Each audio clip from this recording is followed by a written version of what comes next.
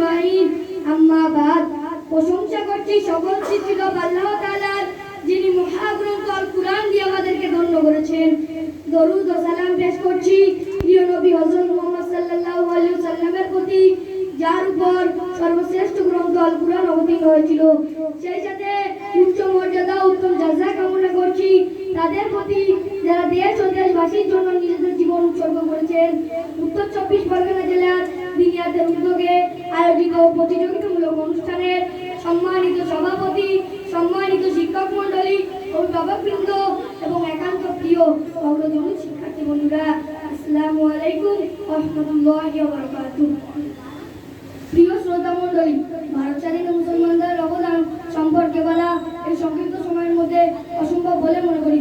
তবুও মহাসাগরের তীরে বসে গুটি কয়েক ইঞ্চি পাথর নাড়াচাড়া করার ন্যায় একটু চেষ্টা করছি মাত্র।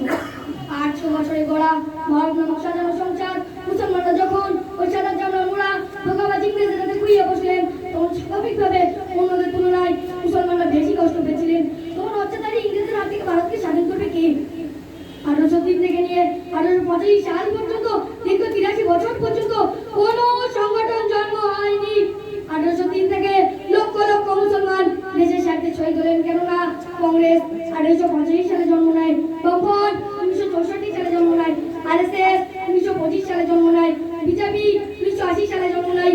1857 সালে দেশের আলেম ওলামারা শহীদ, দেশের আলেম ওলামারা জিয়াদের ফতোয়া দিলেন, যেটি ইতিহাসের পাতায় আজ মহাবিপ্লব বা সিপাহী বিদ্রোহ নামে পরিচিত। এই যুদ্ধে 20 লক্ষ মুসলমান অংশ নিলেন, যার মধ্যে 2 লক্ষ মুসলমান শহীদ হলেন, 52,000 কেবল আলেম ওলামারা শহীদ হলেন, 50,000 মাওলানা মুফতি হাফেজ কারি যারা ধরা পড়ে গেলেন, এদেরকে আন্দামান নিকোবর দ্বীপপুঞ্জে হিংস্র জন্তু জানোয়ারের মুখের সামনে ফেলে দিল। এদের গোশতগুলো ছিঁড়ে ছিঁড়ে খায়। সেখানে আজ ওখানে দেখতে পাবেন 50,000 হাফেজ কারি মাওলানা মুফতি টুপিওয়ালা দাড়িওয়ালা নামাজি দিনদার পরেশগার মুত্তাকিদের কবর রচিত আছে। এইভাবে অন্য জাতির পাশাপাশি লক্ষ লক্ষ মুসলমানের রক্তের বিনিময়ে দেশ স্বাধীন হয়েছে। তবেই আমরা ইংরেজকে তাড়িয়ে ভারত স্বাধীন হয়েছে, আমরা মুক্ত হয়েছি। এই বলে আমি আমার সংক্ষিপ্ত বক্তব্য ইতি করছি। আসসালামু আলাইকুম ওয়া রাহমাতুল্লাহি ওয়া বারাকাতুহু। ওয়া আলাইকুম আসসালাম ওয়া রাহমাতুল্লাহ।